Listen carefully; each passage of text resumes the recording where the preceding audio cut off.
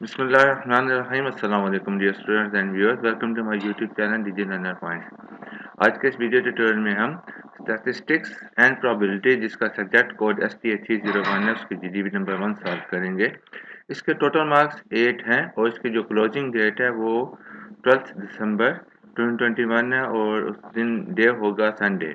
तो चले हम क्वेश्चन डिस्क्रिप्शन पढ़ते हैं। In this GDB you have two questions and I think each questions have equal marks 4 ये मेरा है, लेकिन उन्होंने ऐसा कोई मेंशन किया होगा, लेकिन मुझे ऐसे ही मिला है। Why do we need to compute the measure of dispersion, variance and standard deviations even if we have computed the measure of central tendency, mean, median and mode, etc. Question number 2, what is the difference between pie chart and bar chart? Why do we use them? यानी इस question के दो parts हैं। तो चले हम अपने answer की तरफ जाते हैं। क्वेश्चन नंबर 1 का जो आंसर नंबर 1 है कि as measuring mean, median and mode etc. tell us about the location of data as center or tendency of data towards central value। ये जो हमारे सेंटर टेंडेंसी के जो टूल्स हैं मेजर करने के, मीन, मीडियन, मोड, जो हमें क्या बताते हैं, उस डाटा की सेंट्रल लोकेशन बताते हैं जहाँ जो डाटा की वैल्यूज होती हैं वो मूव करती हैं, उसकी जो सेंट्रल टेंडेंसी है डाटा की वो डिटरमिन करते हैं। Measure of dispersion depicts variability between fitted values and data values are actual observation. जो मेजर ऑफ डिस्पर्शन है वो क्या करता है, आपकी वेरिएबिलिटी को डिटरमिन करता है, जिसको हम वेरिएंस एंड स्टैंडर्ड डेविएशंस भी कहते हैं। अब अगर आपके पास एक ही डाटा है तो आप उसको प्लॉट करते हैं, उसके बाद आप एक ट्रेंड वैल्यूज, जिसको हम फिटेड वैल्यूज भी कहते हैं, तो आप उसको ड्रा करते हैं। तो उस फिटेड वैल्यूज या ट्रेंड लाइंस में और एक्चुअल डाटा की वैल्यूज के दरमियान जो डिफरेंस होता है डिस्टेंस के पॉइंट ऑफ व्यू से, उसको हम डिस्पर्शन कहते हैं। तो उस डिस्पर्शन को मेजर करने के लिए जो हम टेक्निक यूज करते हैं, हम उसको स्टैंडर्ड डेविएशन या वेरिएंस कहते हैं। Further, standard deviation is the square root of variance and recall that variance is the second movement about mean। आपको पता है कि हम यहाँ मैं आपके साथ एक वेरी इंपॉर्टेंट पॉइंट शेयर करूंगा कि जो movement first movement about mean है, यानी sum of deviation from mean is always equal to 0, तो इसीलिए हम उसका स्केयर ले लेते हैं, यानी x minus bar whole square या x minus x bar for sample data whole square. तो हमने इसको स्केयर लिया होता है, तो उसको एंड में हम उसका स्केयर रूट ले लेते हैं ताकि हम उसके एक्चुअल वैल्यूज को मेजर कर सकें। तो ये है philosophy behind the variance and standard deviations, square and square root. अब दूसरा पार्ट है, इसके दो पार्ट है कि डिफरेंस हमने बताना है पाई चार्ट और बार चार्ट में, और फिर हम उसको कब यूज करते हैं। तो in pie chart we have different pies or slide segment or sectors which are made up of a circle form. कह रहे हैं कि जो पाई चार्ट होती है उसमें मुख्तलिफ किस्म की पाइज या स्लाइस होती हैं, जिसको हम सेगमेंट या सेक्टर भी कहते हैं, और पाई चार्ट को हम सेक्टर डायग्राम भी कहते हैं। अगर इन पाइज को बनाया जाए तो वो एक सर्कल बनता है, ठीक है, या हम कह सकते हैं which are part of a circle। ठीक, area of every pie or slice a ratio to its proportion and total quantity। क्या है, जो हर पाई का जो एरिया है वो एक प्रोपोर्शन है, या उसकी जो वैल्यू है वो एक प्रोपोर्शनल रेशियो है किसकी, उसकी प्रोपोर्शनल वैल्यू और क्वांटिटी जो टोटल क्वांटिटी होती है, और हम इसको परसेंटेज में शो करते हैं in relation with angle of 30-60 degree. यानी इससे मुराद ये है कि पहले तो हम अगर हमने एक हमें मालूम है कि पूरा एरिया जो सर्कल का एंगल होता है वो 360 डिग्री होता है, तो सबसे पहले हमने हर जो हमारे पास सेक्टर या स्लाइस या पाई है हमने उसका डिग्री मालूम करना है। फिर उस डिग्री के बाद हमें जब उसका डिग्री मालूम हो जाएगी तो फिर हम उसकी परसेंटेज डिटरमिन कर लेते हैं। यानी जो हमारा कंपोनेंट होता है डिवाइडेड बाय टोटल क्वांटिटी, जो हमारे पास जो टोटल आउटपुट होती है इनटू 360, तो एंगल निकल आ जाएगा, और जो पहला पोर्शन है वो परसेंटेज फॉर्म में हमारे पास आ जाएगा। To identify the contribution of every slice, we use different colors for every slice or pie।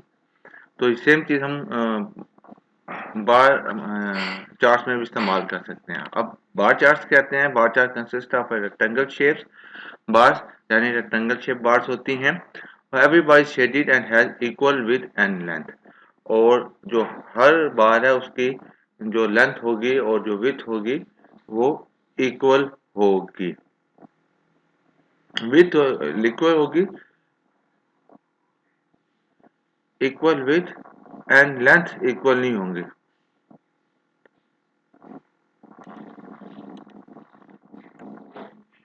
अच्छा, इसको मैं थोड़ा सा एलिबरेट कर देता हूँ। With has equal with and length, जो उसका एक हम सेपरेटली यानी इंडिविजुअली बार की बात कर रहे हैं, तो डेफिनेटली जो सेकंड बार होगी उसकी लेंथ तो डिफरेंट होगी, लेकिन उसकी जो विथ है एंड जो एक्स एक्सिस पे उसका जो विथ है वो सेम होगी।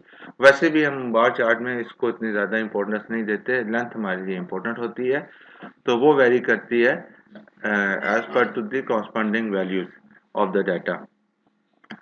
तो in time series data we use vertical bars. अब जो बार चार्ट्स हैं वो उसकी कैटेगरीज है, हम कहाँ कहाँ इस्तेमाल कर सकते हैं। व्हेन डू वी यूज, इसमें भी आ सकता है, लेकिन मैंने इसमें डिफरेंस में लिख दिया है।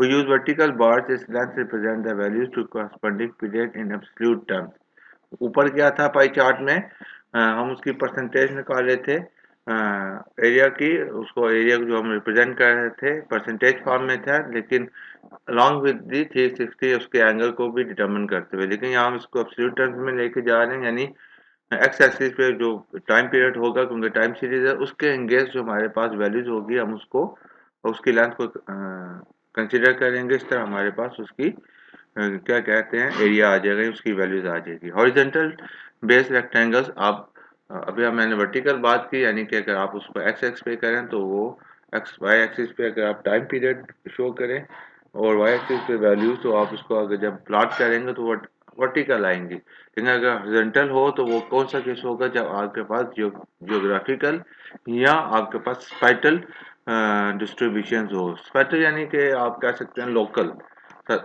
लोकल डाटा हो तो उस वक्त भी आप पाई चार्ट यूज कर सकते हैं, सॉरी बार चार्ट यूज कर सकते हैं। Bar chart are may be simple, simple भी हो सकते हैं, यानी उसमें एक एक सिंगल बार हो सकता है, वन और सिंगल बार। मल्टी बार्स भी हो सकते हैं, showing two or more characteristics of a common variable. तो मिसाल के तौर पर आप देखते हैं कि जी इस साल में हमारे पास इंपोर्ट कितनी थी, एक्सपोर्ट कितनी थी, तो हम उसका कंपैरिजन करते हैं, या हम करना चाहते हैं कि जी एग्रीकल्चर सेक्टर में हमारी जो कल्टीवेशन पोर्शन है उसमें जो है वीट है, उसमें शुगर है, या जो हमारे पास गन्ना है, या और जो हमारे पास वीट है या कपास है, उसकी कितनी प्रोडक्शन हो रही है, तो उसमें इस साल में कितनी, अगले साल में कितनी, तो ये मैं आगे आपको बताता हूँ। तो हम इसमें हम तीन बार्स बना सकते हैं और उनको डिफरेंट कलर्स भी दे सकते हैं, जैसे कि मैंने पाई चार्ट में मेंशन किया, ताकि हर पाई को हम डिफरेंट कलर दें ताकि वो आप इजीली उसको आइडेंटिफाई कर सकें और रेडिली रीड और कर सकें और उसको समझ सकें। नंबर ऑफ लेबल्स क्या हैं जी। दूसरा हम डिफरेंस लेके आ रहे हैं कि कैटेगरीज लेबल से हमारे पास कैटेगरीज हैं। जैसे मैंने अभी आपको बताया कि एक डाटा उसमें हमने प्रोडक्शन ले ली, total production of agriculture sector, उसमें भी कल्टीवेशन, तो उसमें हमारे पास क्या आ सकता है कि आपकी वीट आ सकती है, आपका गन्ना आ सकता है, आपका क्या कह सकते हैं कपास आ सकती है। उसके अलावा भी अगर कोई हमारे यहाँ फसलें उगती हैं तो हम उसको राइस आ सकता है। तो ये सारी की सारी हम उसको लेबल करते हैं। लेकिन अगर सब कैटेगरीज बहुत ज़्यादा हों तो ये मुश्किल हो जाता है कि हम क्योंकि हमारे पास सर्कल की इतनी स्पेस नहीं होती कि हम उस सारी को उसमें अकोमोडेट कर सकें। तो जहाँ आपके पास डाटा भी स्मॉल या मीडियम हो और आपके पास कैटेगरीज भी लेस हों तो इट इज़ अ गुड, तो आप कब यूज़ करते हैं उसमें भी आ सकता है। तो ये भी मैं सिर्फ आपको उसका डिफरेंस बता रहा हूँ। Bar chart doesn't entertain this issue, जबकि बार चार्ट में ये कोई इशू नहीं आता, जितने मर्जी आपके पास लेबल हो आप उतने बार चार्ट बनाते जाएंगे, बार्स बनाते जाएंगे तो वो आपको शो करेगा। उस पास रूम क्या कहते हैं स्पेस काफ़ी ज़्यादा होती है। अब ट्रैकिंग चेंजेस, अब ट्रैकिंग चेंजेस का मतलब क्या है कि आप देखते हैं over the period of time आप उस चेंजेस को ट्रैक कर रहे होते हैं। मिसाल के तौर पर आपका जो बेस ईयर है उसमें आपकी प्रोडक्शन वीट की 25 टन हुई, 25 लाख टन हुई, तो आप देखते हैं नेक्स्ट ईयर्स में आपकी 30 हो गई या 35 हो गई, 40 हो गई या लेस हो गई।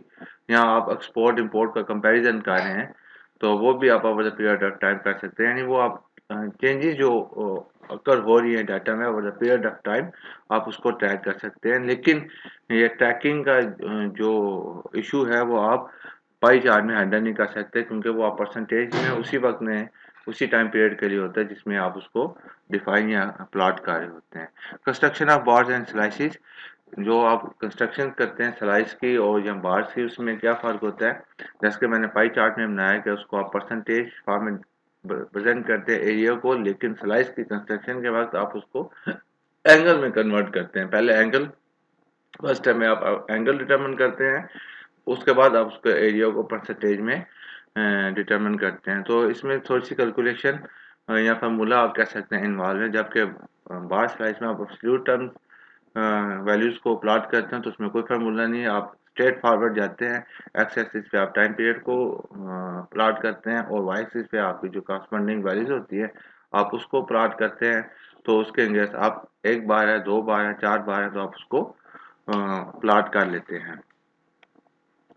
फिर उसके बाद हमारे पास क्या जी, सेकंड क्वेश्चन है, why do we use them?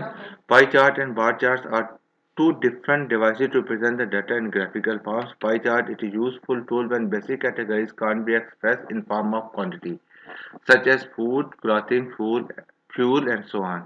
कहते हैं ये उस वक्त बहुत यूजफुल होता है जब आपके पास जो वेरिएबल है उसके जो कैटेगराइजेशन है उसको आप क्वान्टिफाई नहीं कर सकते। जैसे कि आप फूड है, किसी भी दो फैमिलीज है उसकी फूड, क्लॉथिंग, फ्यूल या और उसके जो एक्सपेंडिचर है उसको आप कंपैरिजन करना चाह रहे हो, सॉरी कंपैरिजन नहीं, बस उसको आप ऐसे करेंगे तो वो मुश्किल हो जाएगा। तो इस उसमें ये आपको पाई चार्ट हेल्प करता है to present the contribution every category as a part of a whole. तो क्योंकि ये एक प्रोपोर्शनल है या परसेंटेज फॉर्म में किया जाता है तो वो एज ए प्रोपोर्शन रिप्रेजेंट करता है एवरी जो कैटेगरी है उसकी पाई चार्ट में, या उसकी जो क्या कर सकते हैं स्लाइस है। बाई चार्ट लेते हैं। Bar chart is the best option when following two elements are your primary objective. कह रहे हैं ये बेस्ट ऑप्शन है अगर आपके पास दो नीचे दो ऑब्जेक्टिव और भी हो सकते हैं, लेकिन मुझे अभी दो ही समझ में आया तो मैंने देखे। Comparing item between different groups, अगर आप एक आइटम के डिफरेंट ग्रुप्स हैं तो उसके दरमियान, जैसे आप कल्टीवेशन में क्रॉप्स में डिफरेंट क्रॉप्स है, वीट है, राइस है, शुगर केन है, तो आप इसके दरमियान उसके मुआवजा करना चाहे, कंपेयरिंग करना चाहे तो आप उसको कर सकते हैं। एंड ये इस तरह हाउस होल्ड्स हैं तो आप देखते हैं high level income group, middle level income group, low level income group, तो ये सारे ग्रुप हैं तो इसका कंपैरिजन आप कर सकते हैं। और कंपैरिजन करने के बाद आप उसमें देखते हैं over the period of changes क्या आ रही है, आप उसको ट्रेस कर सकते हैं, उसको उसकी ट्रैकिंग कर सकते हैं। तो मुझे उम्मीद करता हूँ कि आपको ये सॉल्यूशन समझ में आया होगा। कोई क्वेश्चन या क्वेरी हो तो आप कमेंट सेक्शन में पूछ सकते हैं। वीडियो अच्छी लगे तो शेयर करें, लाइक करें और बेल आइकन के बटन को प्रेस करना मत भूलें। Thanks for watching. अस्सलाम वालेकुम।